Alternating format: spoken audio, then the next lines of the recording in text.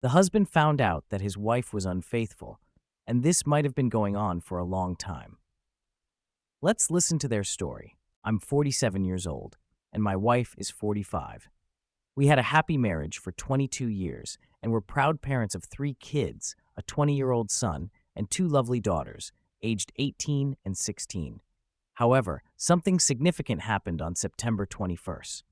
On that day, my wife had planned to meet a man she met online at a nearby hotel. It was clear they wanted to have an affair because they had been exchanging texts and photos for several months. At that time, we had only been married for 2 years, and our son wasn't even a year old. It's hard to believe how different things were back then. Surprisingly, the tragic incident involving the New York Towers prevented her from going through with her plans. Her uncle was on the 84th floor of the South Tower and died instantly in the fall. The whole country mourned, and my wife was deeply affected by this news. I sympathized with her and supported her during this tough time. Overwhelmed by guilt, she eventually confessed her intentions to me and expressed deep regret. She assured me that their relationship hadn't gone beyond the emotional stage and even provided evidence to prove it. Before her confession, I had a vague feeling that something was wrong, but I never suspected she was emotionally involved with someone else. This revelation shocked me because I thought I knew my wife well. She had a strict upbringing that discouraged parties, drinking, and dating. She told me I was her first romantic partner when we started our relationship. After her confession on September 11th, I began to question everything I knew about her. If not for the tragedy, she might have gone through with her plan, and I wouldn't have suspected a thing. To consider reconciliation, I made it clear that she needed to see a psychologist. Despite this, I didn't see concrete evidence of her taking steps to address the issues that led to her actions. The betrayal remained a painful memory.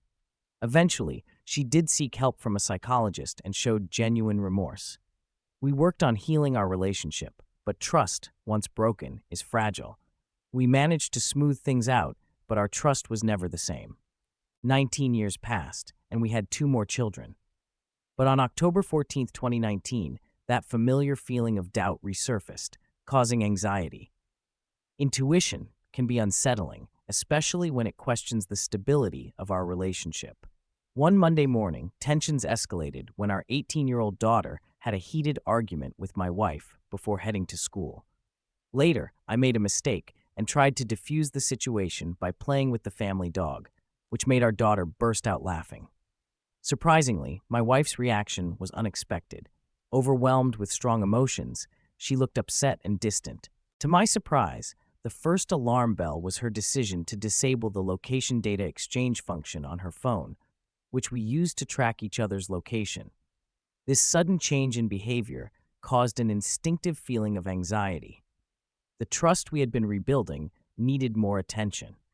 Driven by the need to find clarity and confidence, I started looking for ways to access her phone, computer, and any other devices that could help resolve the situation. My actions were motivated by the desire to understand a situation where our relationship was again seriously tested.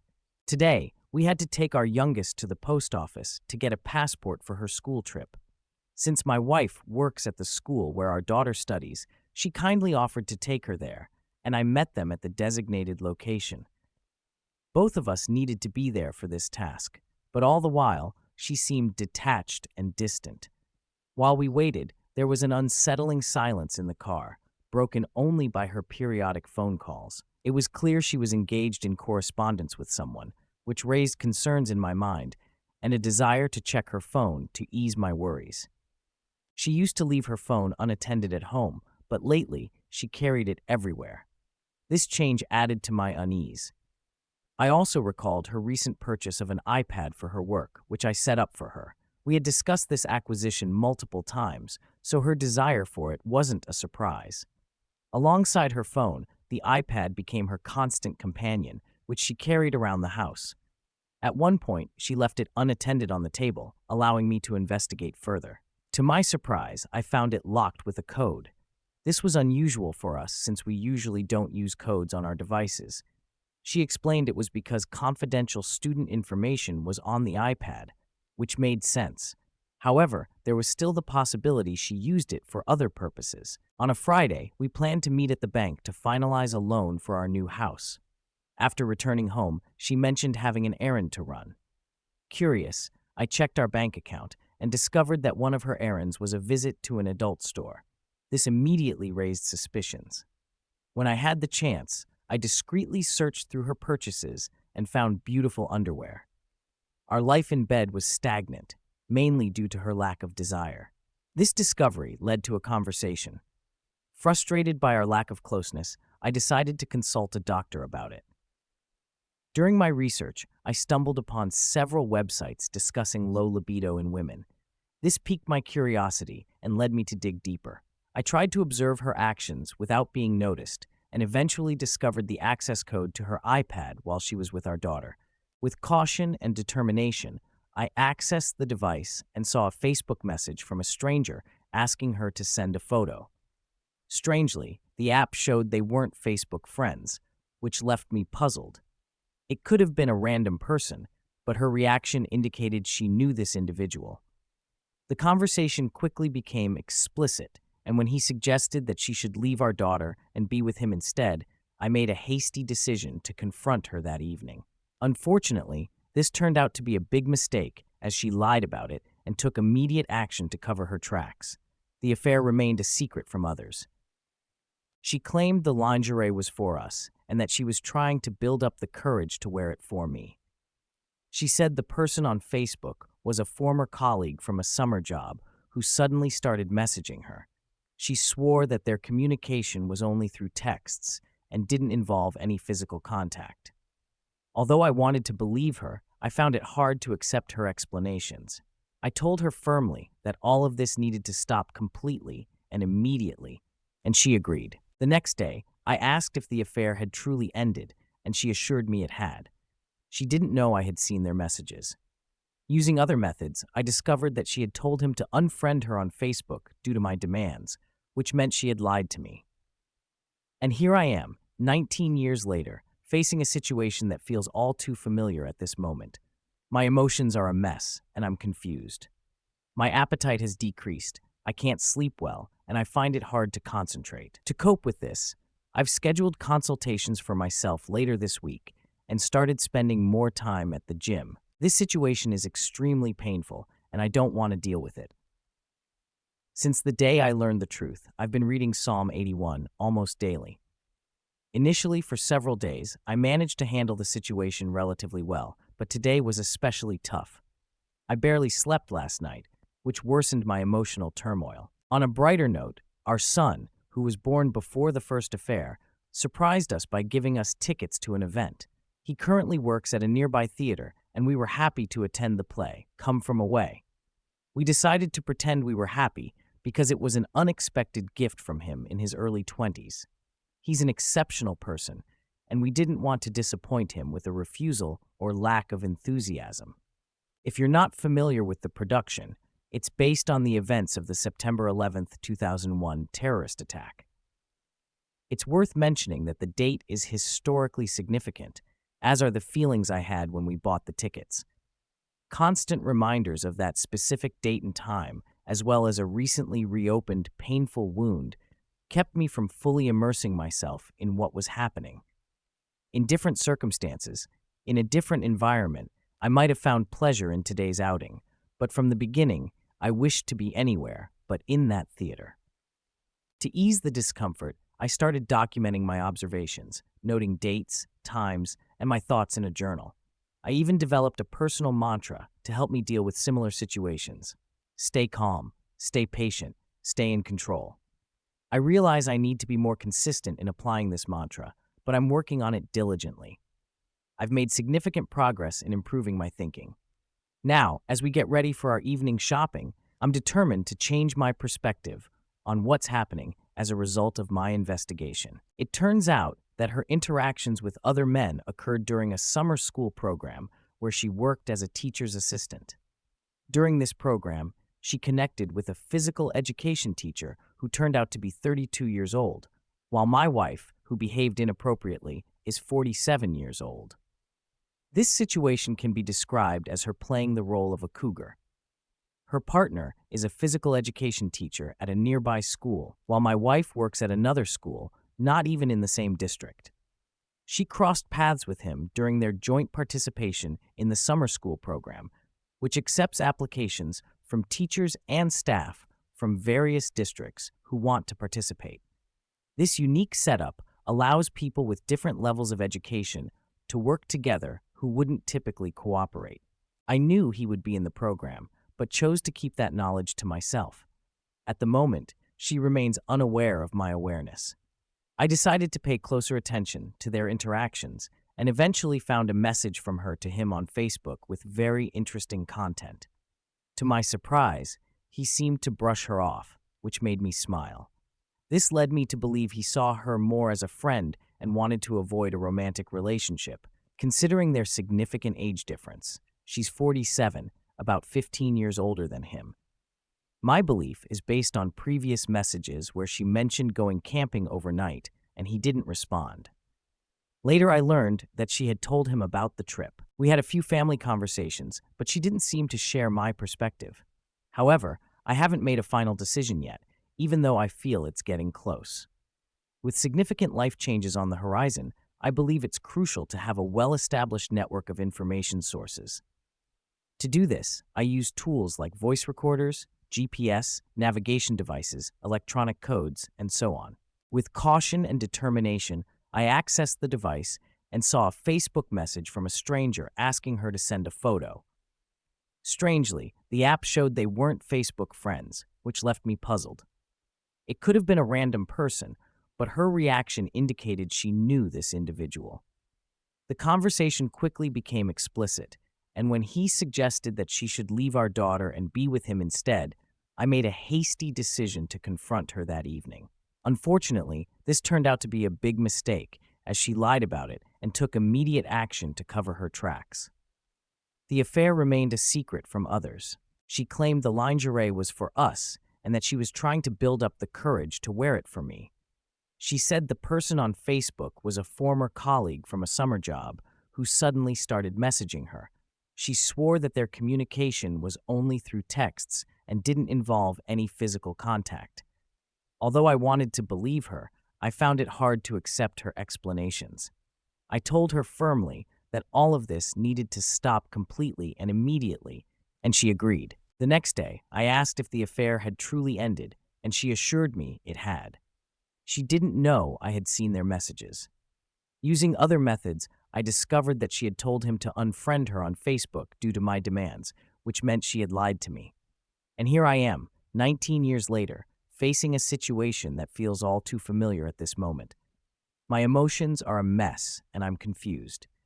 My appetite has decreased, I can't sleep well, and I find it hard to concentrate. To cope with this, I've scheduled consultations for myself later this week and started spending more time at the gym.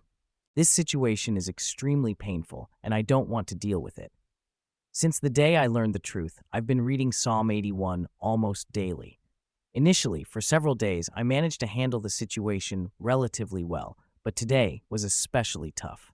I barely slept last night, which worsened my emotional turmoil. On a brighter note, our son, who was born before the first affair, surprised us by giving us tickets to an event. He currently works at a nearby theater, and we were happy to attend the play, Come From Away. We decided to pretend we were happy because it was an unexpected gift from him in his early 20s. He's an exceptional person, and we didn't want to disappoint him with a refusal or lack of enthusiasm. If you're not familiar with the production, it's based on the events of the September 11th, 2001 terrorist attack. It's worth mentioning that the date is historically significant, as are the feelings I had when we bought the tickets. Constant reminders of that specific date and time, as well as a recently reopened painful wound, kept me from fully immersing myself in what was happening. In different circumstances, in a different environment, I might have found pleasure in today's outing, but from the beginning, I wished to be anywhere but in that theater.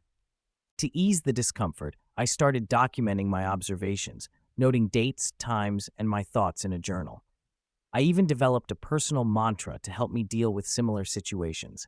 Stay calm, stay patient, stay in control. I realize I need to be more consistent in applying this mantra, but I'm working on it diligently. I've made significant progress in improving my thinking. Now, as we get ready for our evening shopping, I'm determined to change my perspective on what's happening as a result of my investigation. It turns out that her interactions with other men occurred during a summer school program where she worked as a teacher's assistant. During this program, she connected with a physical education teacher who turned out to be 32 years old, while my wife, who behaved inappropriately, is 47 years old. This situation can be described as her playing the role of a cougar. Her partner is a physical education teacher at a nearby school, while my wife works at another school, not even in the same district. She crossed paths with him during their joint participation in the summer school program, which accepts applications from teachers and staff from various districts who want to participate. This unique setup allows people with different levels of education to work together who wouldn't typically cooperate. I knew he would be in the program, but chose to keep that knowledge to myself. At the moment, she remains unaware of my awareness. I decided to pay closer attention to their interactions and eventually found a message from him on Facebook with very interesting content. To my surprise, he seemed to brush her off, which made me smile. This led me to believe he saw her more as a friend and wanted to avoid a romantic relationship, considering their significant age difference. She's 47, about 15 years older than him. My belief is based on previous messages where she mentioned going camping overnight, and he didn't respond. Later, I learned that she had told him about the trip. We had a few family conversations, but she didn't seem to share my perspective. However, I haven't made a final decision yet, even though I feel it's getting close. With significant life changes on the horizon, I believe it's crucial to have a well-established network of information sources. To do this, I use tools like voice recorders, GPS, navigation devices, electronic codes, and so on. My goal is to gather as much concrete evidence as possible before taking any major steps. Additionally, I'm diligently studying and noting the divorce laws in my state. In time, I'll turn to legal professionals for advice and assistance. I've sought advice and recommendations from friends who have recently gone through a divorce, and their opinions will undoubtedly prove valuable in this challenging situation. I've also made the decision to take DNA samples from my 3 children, not because of doubt, but solely for my peace of mind. Regardless of the results, my love for them remains unchanged. As for what I'm waiting for, it's a combination of collecting enough evidence and finding the courage to acknowledge the reality of our situation. The realization that our relationship is beyond repair is becoming more and more evident, and I know I have to face it head-on. Facing this harsh reality remains a daunting task, and I still struggle to confront it. Furthermore, I can't help but have a strong reluctance to expose my children to the turmoil of a divorce. Despite them being older, their well-being and emotional stability mean a lot to me, and I hesitate to subject them to the challenges and uncertainties that come with such significant life changes. Until the situation becomes entirely clear, I find myself in a peculiar position where part of me strangely takes some painful pleasure in listening to her conversations recorded on a dictaphone. This allows me to stay informed about recent events, such as her decision to unfriend a lot of people over the past couple of days. Yes, I admit I was spying in this regard, which understandably upset her. I'm well aware that my actions won't be seen positively, but it's important to note that for the past year or so, she's been going through what I'd call a midlife crisis. She also lost her mother in November, which deeply affected her emotional state and made our already challenging circumstances even more difficult. Just 2 days after her mother passed away, we tragically lost my father. Within 3 weeks, we lost 2 more relatives. Amid all this grief, Christmas came. A series of misfortunes befell our family, and we experienced immense sorrow. I completely understand how these losses have profoundly affected her. Somewhere deep within me, a thought occurred.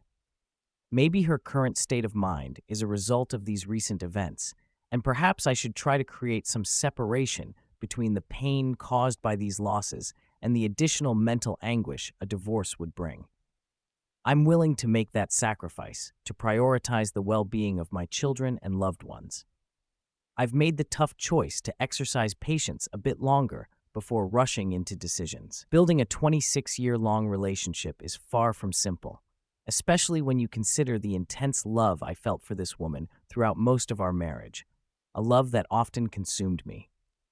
I can't deny the power of these emotions. I'm currently planning to spend this week searching for divorce lawyers, but I'm also aware that my daughter has a birthday next Sunday, so I decided to talk to her after the event. Though I'm not certain about the exact words I'll use, I intend to let her know I'm actively seeking a lawyer by then. I hope that by that time I'll have found a suitable lawyer and be ready to initiate the divorce process. While I hope there might be a moment of realization and reflection on her part, I've reached the point where I no longer want to continue our marriage, given the strong evidence I've gathered of her extramarital affair. On February 11th, 2022, I discreetly installed a voice recorder in her car. Interestingly, listening to the recorded conversations has given me a deeper understanding of what transpired after the incident. I've chosen to mentally prepare for potential consequences that may manifest soon. To combat my insomnia, I decided to use sleep aids for a restful night's sleep. Additionally, I've redirected my nervous energy into returning to the gym. Regarding my decreased appetite, I aim to shed a few extra pounds I gained during my absence from training. To address concentration issues, I've made it a practice to diligently jot down crucial information and mentally review the exact sequence of steps for everyday tasks I might forget. Finally, I've been troubled by night sweats, and I'm actively seeking remedies for that.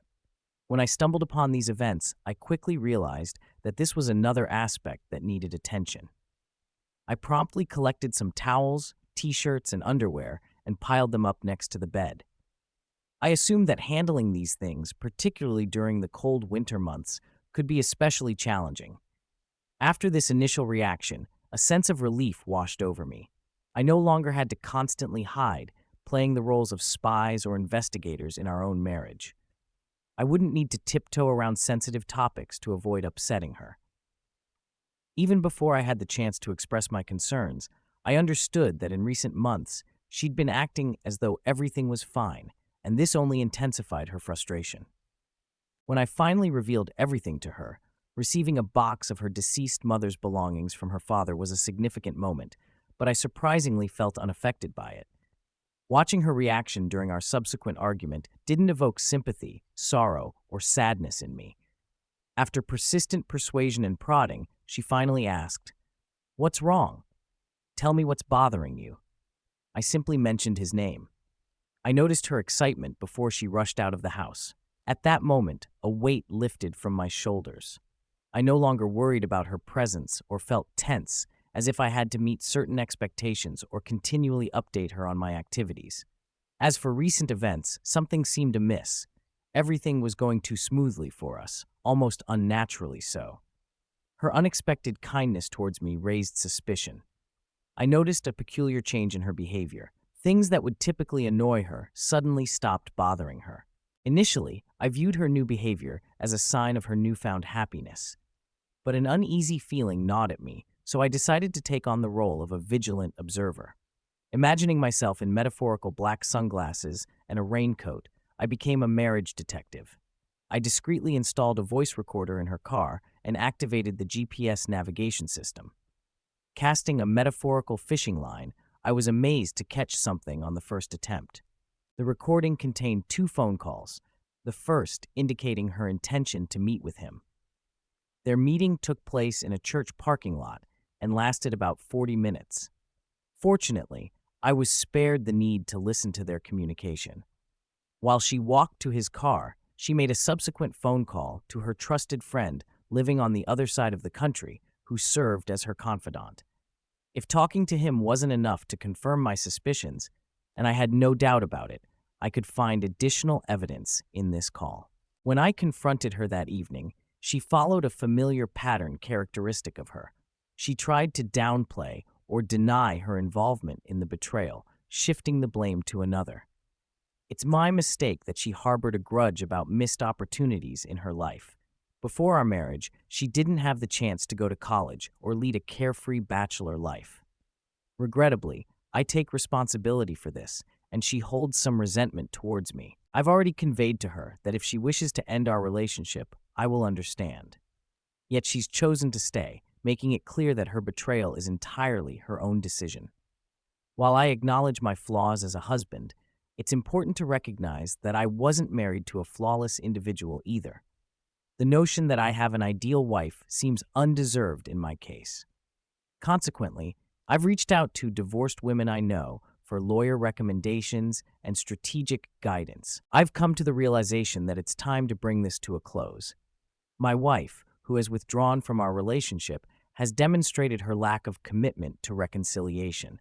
I'm unwilling to subject myself to the risk of potential future betrayals. Hence, I'm leaning towards a divorce. Are there any specific tips or techniques I should acquaint myself with during this process? I'm still engulfed in a whirlwind of emotions. In a moment of acute disappointment, I impulsively struck the wall with my fist, fortunately causing no negative influence to myself or the building. In the empty house's confined space, I vented my pent-up emotions, shouting a curse word at the top of my lungs. Thankfully, no one was present to witness this outburst. During a vulnerable moment, I couldn't hold back tears and broke down during a phone conversation with my best friend. In that state, I began to daydream about a beautiful reconciliation, hoping that everything would miraculously fall back into place in my relationship with my wife. I wondered if it would be so terrible if we managed to salvage our relationship with a little more effort on my part, granting her happiness. However, deep down, I recognize that these thoughts are mere false hopes, and divorce is the right path. I've repeated this to my mother, to the friends I've confided in, and to myself countless times since the betrayal came to light. We've largely been avoiding each other, and during those moments, I keenly feel her absence. Changing our dynamics has proven to be incredibly challenging. We used to exchange text messages during the day at work, checking in on each other, sharing updates during breaks, and having light conversations. Casual hugs and kisses were commonplace. But now, back at home, all of that has ceased. As mentioned before, we actively steer clear of each other within our home. She's chosen to sleep on the couch instead of our bed.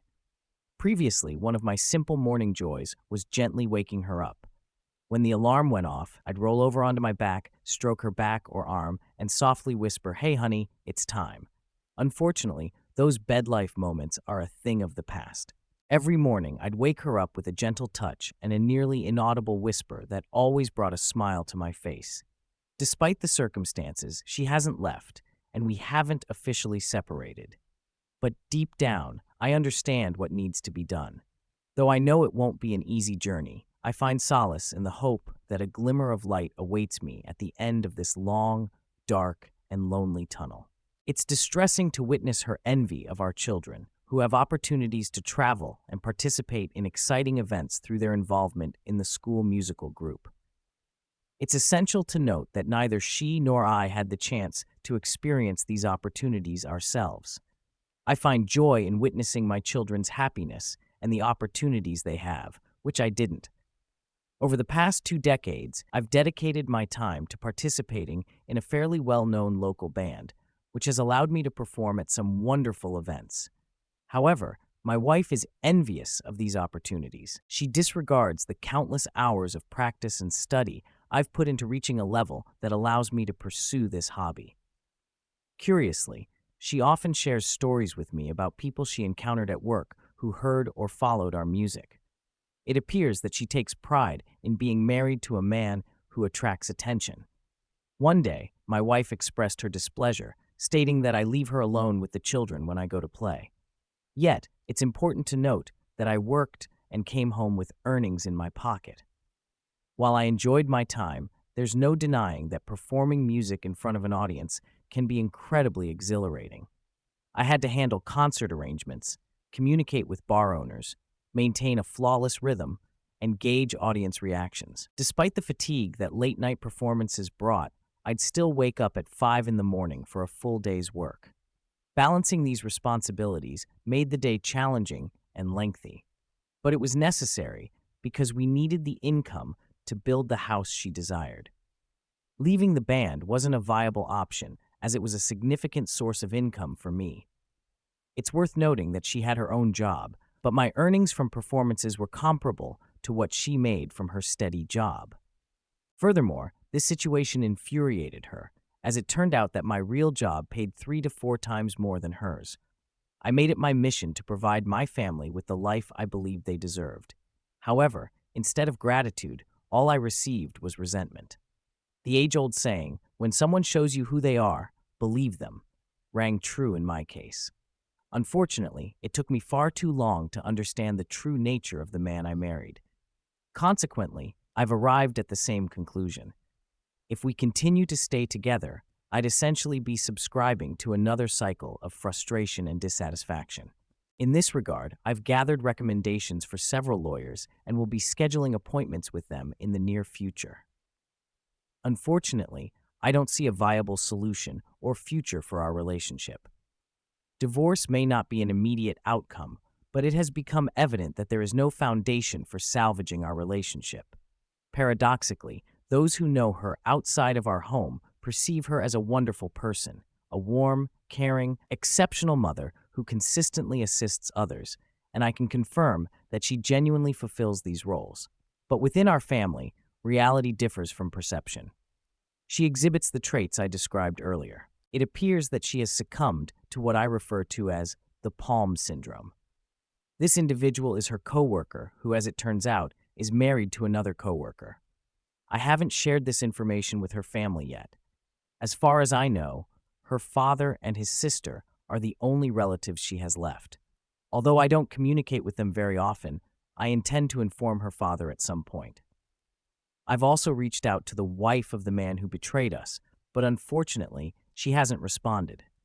If I don't receive a reply, I'll send another email in a couple of days with more details, and then I'll respect her decision if she chooses not to engage further. Tonight, I gathered the courage to talk to my wife about wanting a divorce. Hugs and tears, the bed life moments we once shared, are now a thing of the past. Thankfully, she understood the gravity of the situation. We engaged in a bittersweet conversation, reminiscing about how we wished things could be different. Summoning the courage, I asked her a tough question. Did you not consider this outcome when you made this choice? She admitted she was aware, but remained deeply upset. It's painful to witness her suffering. Despite my deep love for this woman, I've come to the realization that I can't continue this relationship. It's a choice I don't want to make, but it's necessary. I believe I'll find solace in the fact that I won't be tied to her anymore. Our band is currently on hold, but I'm actively seeking other musical opportunities, specializing in classic rock with brass elements like Chicago. I eagerly await the day when the difficult path I'm on leads to strength and stability. Though I acknowledge the challenges ahead, I'm confident in my ability to emerge from this in a positive state. While she mentioned the possibility of seeking counseling and reconciliation, I firmly closed that topic and recommended counseling for her own well-being. At this point, I only feel responsible for not ending the relationship sooner. I haven't committed any other wrongs in recent years. On the contrary, I've strived to be a devoted husband, prioritizing her as the most important person in my life. Despite all my efforts, I've found myself in this situation. I'm often torn between wanting to save my marriage and remembering why it's no longer possible. This sadness reinforces my readiness to move on. Although I reached out to another betrayed spouse by email, I didn't receive a response. Following advice from another source, I mustered the courage to call and share the truth.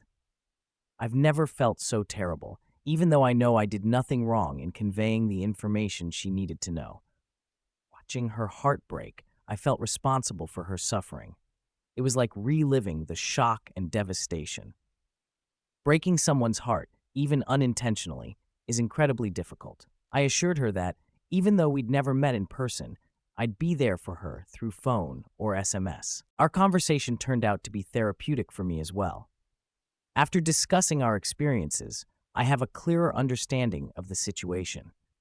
She expressed her gratitude, convincing me that I made the right decision. Despite the complexity of the conversation, I was genuinely interested in hearing her perspective on his behavior. It seems she might have fabricated an unhappy marriage story to gain sympathy and create a closer connection with him.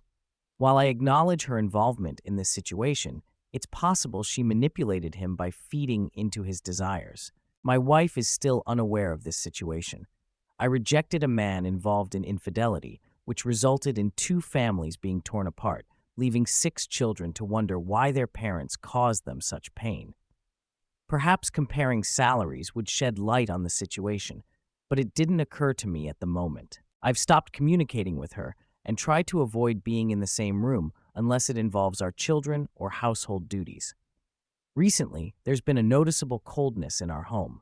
It appears she's slowly realizing she's crossed a line. I take measures to protect myself, seeking legal advice and support from friends while planning to move forward. It seems she doesn't fully grasp the seriousness of the situation. To create distance, I limit our conversations to important topics like home, children, and finances. I'd rather not share a room with her. She's starting to comprehend the gravity of the situation, but seems to expect me to either ignore what happened or make a desperate attempt to save our relationship. In the past, I failed to assert my needs and desire to stay together. I settled for apologies and minimal changes. I apologize for my previous passivity, but I'm adopting a different approach now. I've completely changed my behavior, refraining from casual conversations and small talk with her. Those interactions are a thing of the past. She seems to struggle with accepting my decision to let go of various aspects of our relationship. Witnessing this is quite disheartening. She doesn't realize that the issues in our marriage are entirely on her shoulders. I understand that I may never get an answer to the why question. Despite all the challenges, tonight was a positive one. We spent time as a family at an event celebrating my youngest daughter's performance in the school musical, The Best Daughter. She had a significant role and gave an impressive performance. Watching her sing, dance, and savor each moment on stage was heartwarming. During the performance, my wife sat beside my mother, who is aware of our situation. Even though my wife doesn't know what my mother knows, I couldn't help but feel sorry for my mom, who must have been in an awkward position. When I finally told my mom the truth, she was genuinely shocked. She mentioned how we always seemed happy together, and she truly loved my wife like her own daughter. Another person who had experienced betrayal contacted me with a text message during the performance, expressing concern about how I was holding up. This individual's husband, involved in infidelity, was temporarily sent away by another wife. She discovered that he sought refuge with a friend who, as it turned out, was absent. This raised concerns about possible inappropriate behavior. I was relieved to reassure her that her fears were unfounded. However, I'm also plagued by painful memories and obsessive thoughts. Despite my hopes for reconciliation and finding a way to repair our relationship, I'm increasingly convinced that divorce is the most reasonable choice. I understand that under the circumstances this may seem early or uncertain, but continuing the relationship appears completely untenable. The only sensible option right now seems to be divorce, despite my occasional desire to salvage our shattered life and family. Yet these moments of nostalgia and hope are fleeting.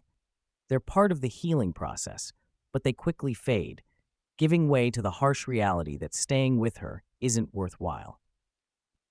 I see this shift as progress because it makes me question why she, seemingly a normal person raised in a devout Christian family, would engage in such a reprehensible act, contrary to the principles and moral boundaries instilled in her from childhood.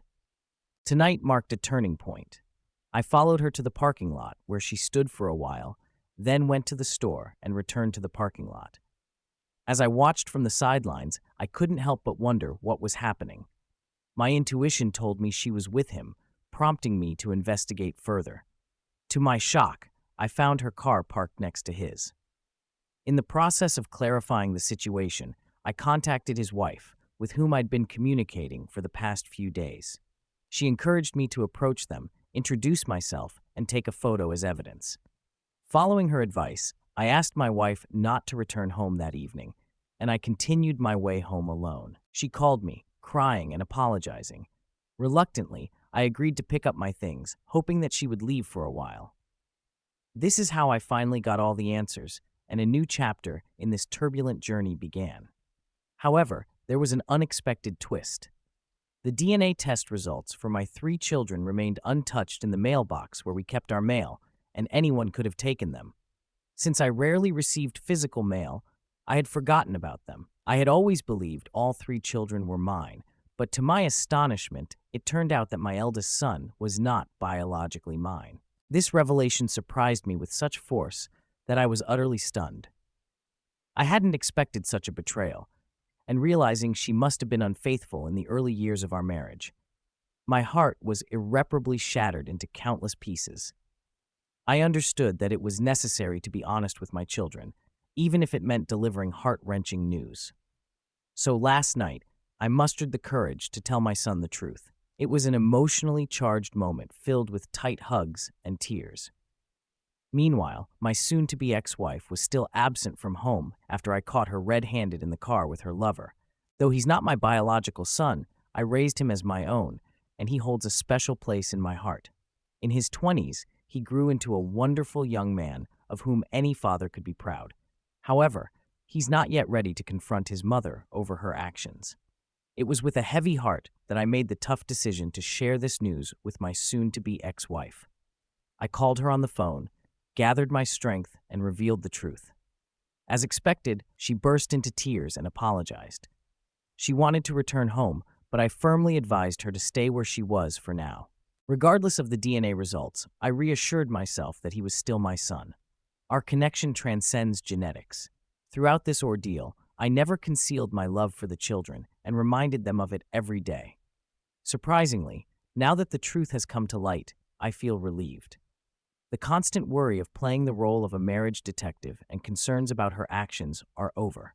This marks a new chapter, free from lies and uncertainty. Finally, I can let go of this burden and breathe a bit easier. Gone are the days when I tiptoed around her, always on edge. It's all behind me now. My children and I have embarked on the path of healing, and though it won't be easy, we've found a sense of peace amid the chaos. In the upcoming days, weeks, and months, we'll undoubtedly experience a range of emotions. But I saw a way out of this darkness until the most tragic thing occurred in our lives with the children.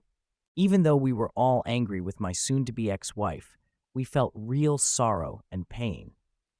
When we learned of her passing away in a car accident due to brake failure, our world crumbled. It initially appeared to be an accident, but later surveillance cameras revealed that her lover's wife intentionally tampered with the brake lines. While my wife was with her lover and his friend at their house, the other wife broke into the garage and committed this act. She couldn't forgive them for their transgressions. Her involvement in my wife's end of life was confirmed, and she was sentenced to 8 years in prison. As we and the children cope with this devastating loss, it's a challenging journey. Unfortunately, life throws us curveballs, but the key is to get through it and learn from the experience.